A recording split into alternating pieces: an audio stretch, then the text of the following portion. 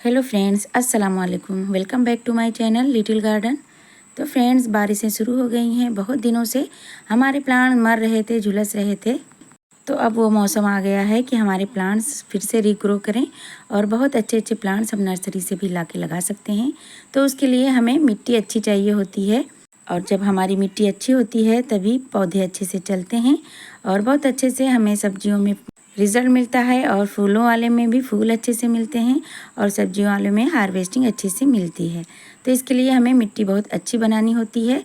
जो भी मटेरियल हम लोग डालते हैं तो ऑर्गेनिक तरीके से ही डालें, जिससे हमारी मिट्टी रिच होती है। ऑर्गेनिकली रिच अच्छी होती है, मिट्टी कभी ख़राब नहीं होती है। तो ऐसे ही हम मिट्टी बनाते हैं जैसे आज आप लोगों से शेयर करेंगे, और इतनी अच्छी मिट्टी बन जाती है कि उसमें बहुत अच्छे से प्लांट चलते हैं और बहुत अच्छे से हार्वेस्टिंग मिलती है और फल फूल सभी कुछ मिलता है। तो ऐसे ही हम बनाते हैं हमेशा, बस थोड़ा गर्मी और ठंड में उसकी कुछ जो चीज़ें डालते हैं वो बदल देते हैं। तो अभी बारिशों का मौसम है तो इसमें कुछ बदलाव आएंगे मिट्टी बनाने में। सैंड की मात्रा ज़्यादा होती है, और सरसों की खली नहीं डालते हैं फंगस के लिए, और हमारे प्लांट हरे भरे चलते रहते हैं। अभी बहुत ख़राब मौसम गुजरा है जो प्लांट्स लवर के लिए, जो प्लांट लगाना पसंद करते हैं। सभी के प्लांट झुलस गए, जल गए, मर गए। हमारे भी बहुत सारे मर गए। तो फिर से प्लांट लगाना शुरू करें, स्टार्ट करें। बारिशें शुरू हो गई हैं। कटिंग से और नर्सरी से लाके जैसे भी कर सकते हैं तो प्लांट्स फिर से ग्रो कर सकते हैं। और जो मल्चिंग हमने की हुई थी, तो बारिश शुरू हो गई है तो मल्चिंग हटाना बहुत ज़्यादा ज़रूरी है। जहाँ जहाँ भी सब्जियों वाले में या फल फूलों वाले में जहाँ भी हमने मल्चिंग कर रखी थी, तो सभी जगह से मल्चिंग हटाएं तुरंत, नहीं तो फंगस का खतरा होता है, प्लांट भी मर सकते हैं। और देखिए, ये बैंगन के प्लांट पुराने हैं हमारे, 2-3 साल पुराने। तो बैंगन के प्लांट बहुत दिनों तक चलते रहते हैं। कटिंग करते रहते हैं और नीचे से बहुत अच्छे से ग्रोथ होती है और फिर से उनमें अच्छे से फ्रूटिंग होती है।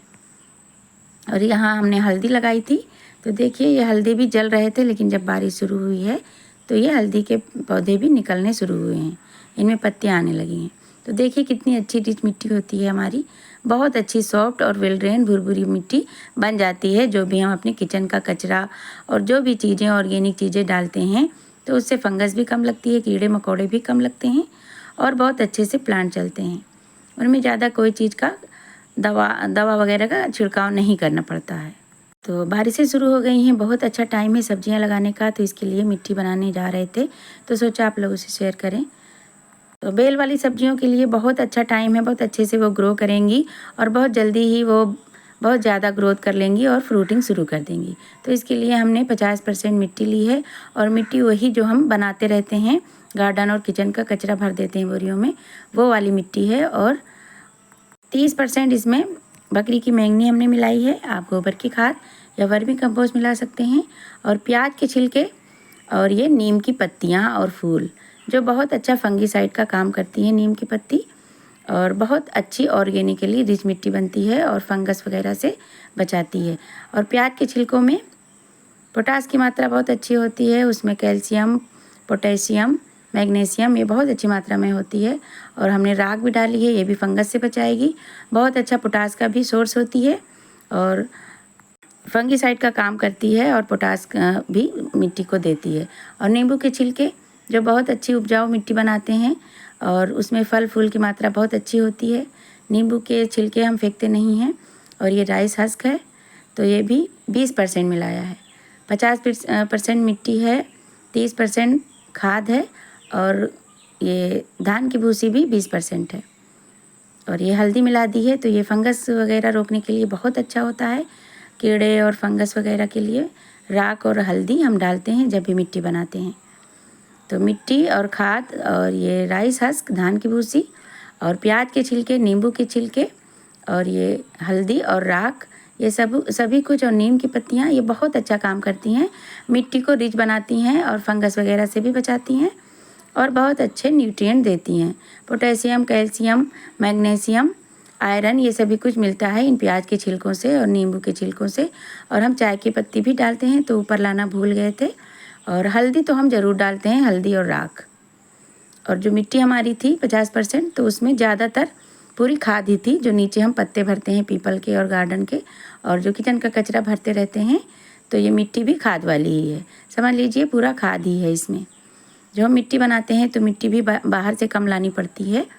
मिट्टी की कोई दिक्कत नहीं होती है हमें, और काफ़ी 2-3 सालों से मिट्टी भी नहीं मंगाई है। 2 साल पहले हमने मिट्टी मंगाई थी, वही मिट्टी की दिक्कत हो जाती है, बाहर से मंगाना पड़ता था। तो अब मिट्टी हमारी घर में ही रेडी रहती है, और इतनी ज़्यादा मिट्टी बच जाती है कि बोरियों में भर के भी रख देते हैं।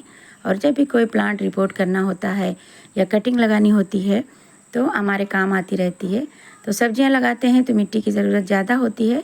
तो मिट्टी की कमी ऐसे पूरी होती है जैसे हम पीपल के पत्ते बहुत ज़्यादा हमारे यहाँ गिरते रहते हैं, और किचन का वेस्ट कचरा, तो ये सब भरते रहते हैं बोरियों में और प्लांट लगा देते हैं। तो 3-4 महीने के बाद वो पूरी मिट्टी बन जाती है, वो खाद के रूप में हमें मिल जाती है। तो इसीलिए मिट्टी की कमी भी पूरी हो जाती है। और देखिए कितनी अच्छी, कितनी भुरभुरी और सॉफ्ट मिट्टी हमारी बन के रेडी हो जाती है। तो ऐसे आप लोग भी करें, बहुत अच्छा होता है। प्लांट्स को रिपोर्ट करना हो, प्लांट को लगाना हो, या नर्सरी से हम लाते हैं प्लांट उसे लगाना हो, या सब्जियां लगानी हो, तो मिट्टी हमें मिलती रहती है फ्री में। तो मिट्टी की कमी पूरी हो जाती है और हमारे प्लांट भी बहुत अच्छे से ग्रो करते हैं और बहुत हेल्दी चलते हैं। तो इसका रिज़ल्ट देख सकते हैं आप लोग, बहुत अच्छे प्लांट चल रहे हैं।